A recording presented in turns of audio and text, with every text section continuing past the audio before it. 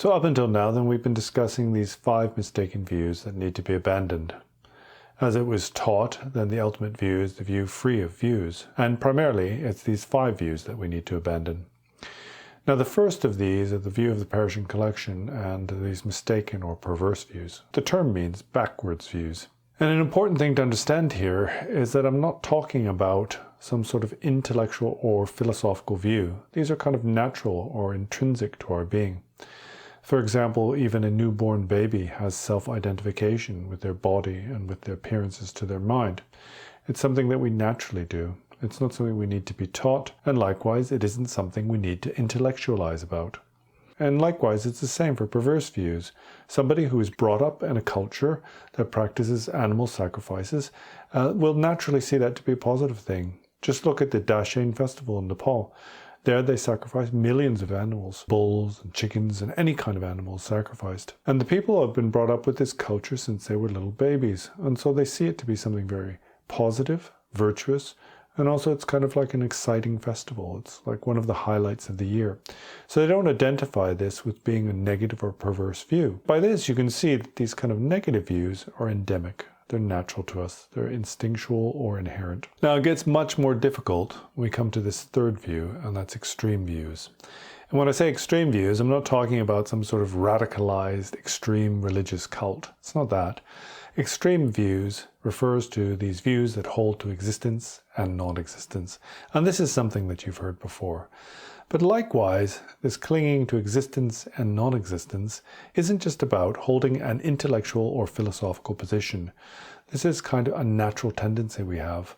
We have a natural tendency to see things to be real. For example, if somebody throws a stone at you, you don't conceptualize about it, you just duck out of the way because you see that stone to be very real. And something else of note here is that we don't tend to call ourselves Buddhists. Really, the term we use is insider. And an insider is somebody who has this view that is free from the 2 extremes. These extremes of permanence and extinction, or existence and non-existence. And likewise, somebody who holds one of these extreme views is called an outsider. This is the term. And so basically anybody who has a view that does not fall to these 2 extremes could be said to be an insider or a Buddhist.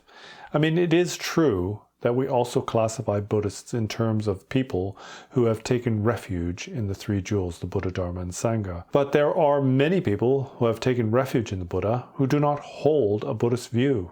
And so really, they're only nominally Buddhists. They're only Buddhists in name. They're not actually Buddhists in practice or in terms of their outlook. And once one has this view that is free from the 2 extremes, then one is said to have this view of non-duality. And what is it that defines the view of non-duality? Well, that is the view that is free from the 8 elaborations. Now, this kind of sounds like some technical term that somebody made up. It isn't really. It has to do with mental abiding. It has to do with the natural or intrinsic way in which we relate to apparent reality. And if one asks, what are these 8 elaborations? Well, these are the elaborations of coming, going, arising and ceasing, being singular or plural, or being same or different. And anything that is comprised within these elaborations is duality. And that which is not comprised by these 8 elaborations is non-duality. And non-duality is synonymous with this view that is free from the 2 extremes. And so we can identify here that most people don't understand what is meant by non-duality. Most people interpret non-duality as being some sort of oneness or singularity. But the notion of oneness or singularity itself is a dualistic concept. It is a dualistic concept because it arises only independent of duality. We can only think of singularity in terms of plurality. We can only think of sameness in terms of difference. The true meaning of non-dual is that it does not fall to these 2 extremes of existence and non-existence, but that's very difficult for us to understand. And as I said before in a previous video, then the best way for us to understand the middle way is in terms of these 3, view, meditation, and conduct. For example, in terms of view, then we could say that this is the philosophy of the middle way, and this is the Buddhist philosophy that follows the Madhyamaka. But this is not merely an intellectual understanding, and that's because the realization of the view of the middle way leads to meditation and conduct associated with that view. What it refers to is correct mental abiding or insight, that is, recognition of the way things are, the natural state of reality or the essential nature of mind. And abiding in the view that adheres to existence or non-existence is abiding in a view that is based on conceptual fallacy. Now, in terms of conduct, then abiding in one of these mistaken views has consequential outcomes or results. Conduct that arises from adhering to the view of existence leads to rebirth in the higher realms. And we have a problem with this in the West because we find it very difficult to believe in something called heaven or divine realms. But there's another way of interpreting this. To believe in existence or permanence leads to this belief in virtue and non-virtue. And those who believe in virtue and also believe in karma, cause and effect then are very careful with their acts. By practicing virtue, then there manifests well-being and happiness in future lifetimes. And this is what we refer to as birth in the higher realms. Likewise, the conduct that arises from adhering to the view of non-existence leads to rebirth in negative realms or lower realms. And again, we don't like talk of heaven and hell, but we can interpret this to mean that people who adhere to a nihilistic view do not believe that there are consequences for their actions. They don't believe that there is anything called morality or virtue and non-virtue. And so they are not careful with their conduct. And the result of not being careful with one's conduct is to experience intense suffering. And it is my personal opinion that this nihilistic view is really prevalent in the modern world.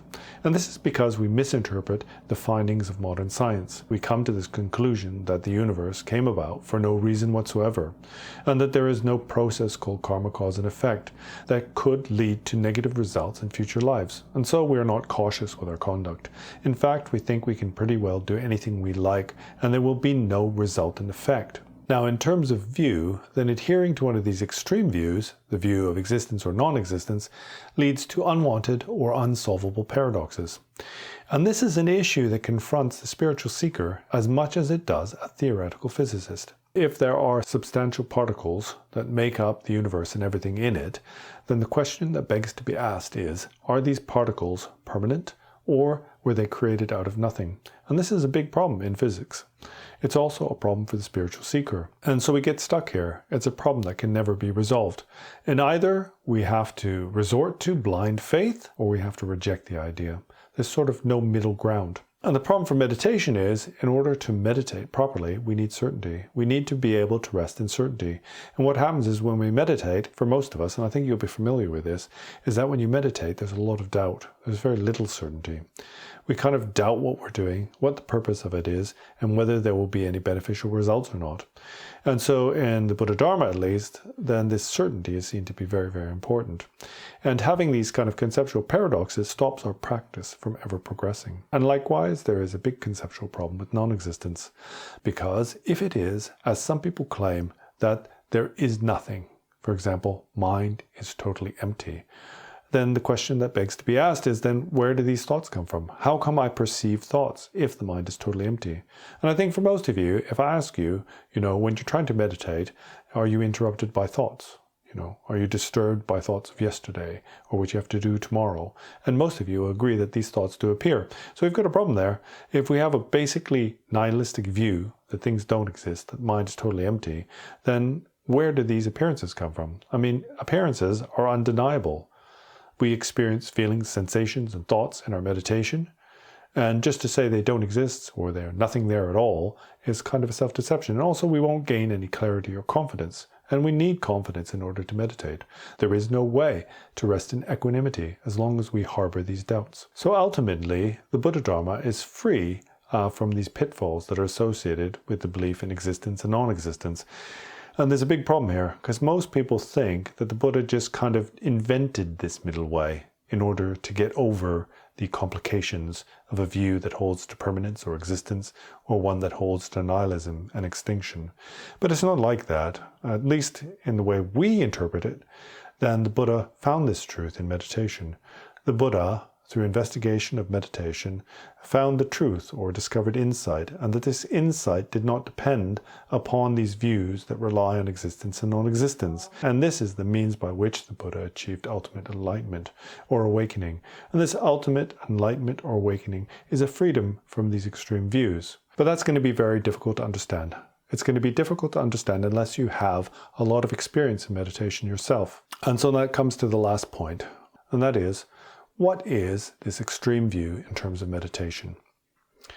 And so I'd like to give some examples that you may be able to relate to in terms of your own experience in practice. We sit on our cushion, and then we use some focus like the breath or an outer object in order to still the mind and create concentration, to draw the senses inwards. And then within our meditation, we have experiences that arise. These experiences are bliss, clarity, and non-thought. Now, we take these instinctively to be true or real. And what we tend to do in our meditation is then we focus on them objectively. And so what we're doing is we're engaging in this subject-object interaction. And with that subject-object interaction, then there is no resting in equanimity, which itself is resting in non-dual wisdom. Now, this actual mental abiding that does not fall to the two extremes does not involve this subject-object dichotomy, this meditator who is meditating on a focal object. And this is where we get our instructions from. Rest in the present moment. Whatever thoughts arise, don't chase after them or push them away. It's because this tendency to chase after thoughts or push them away is in itself a dualistic process, reinforcing our dualistic misconception of the separateness of the observed and the observer. But it's not as if we can merely be told that there is no separation between the observed and the observer, and then we will be able to rest in this truth. In reality, our belief in the separation of subject and object is something that is intrinsic. Just when somebody throws a stone at you, we immediately react to that. When we cross the street, then we look both ways. And that's because we have a natural and inherent belief in this separation. Just being told that there is no separation does not lead to us having the view or meditation associated with that. And also it is obvious from the way we act in our daily lives that this does not affect our natural conduct in any significant way. And likewise, having an extreme view of nihilism is a great obstacle to us developing authentic meditation. And that's because we cannot deny that appearances arise to mind. In our post-meditation period, then we interact with a world that seems very real and has undeniable qualities and characteristics. As I said earlier, then in terms of view, then there is a conceptual paradox here. Because if we say that there is this consciousness that is the source of everything in the universe, but it is totally void of any qualities, then the question arises, then where does everything come from? Why do I experience appearances? What we wish to achieve in our meditation is to rest in equanimity. That is, to rest in the natural state, free from all conceptual imputation. This is called as it is in the Tibetan language. And these concepts of existence and non-existence are what is imputed upon our natural experience. If we hold this belief of non-existence, for example, that the mind is totally empty or void of any substance or qualities, the denial of thought itself is a dualistic process, and similarly obscures our recognition of non-dual wisdom. What is required for the recognition of non-dual wisdom is the ability to rest in equanimity. Now, for people who don't have much experience in meditation, they won't have anything to refer to here. You won't have a reference point within your own practice. In general, in our practice, we only have nihilistic and existential experiences to relate to. For example, we have the arisal of bliss, clarity, and non-thought. And although we have no awareness at the time of deep sleep or being unconscious, we do have a reference point because when we regain consciousness, there is a momentary recognition of that state of non-thought. But the fundamental point here is that what is this state that is free from these two extremes of existence and non-existence? And it is this state that is what we call non-dual wisdom, and it is this state that we call recognition of the true nature of reality. And really, it's a key point. It's not something that is simply understood. And so perhaps it is easier for us to understand what is an extreme view that holds to the existence of things or the substantial reality of experiences, and likewise the view that holds to the non-existence of experience. But the more difficult point is to understand what is the view that goes beyond these two extremes. Because that itself is authentic meditation. And as far as I can tell, then there are very few people who understand what this is, let alone have experience or realization of it. And so there's not much more I can say on this point, It's extremely profound and very difficult. And as I said, if you don't have your own personal experience, then you won't have any kind of reference point for what I'm talking about.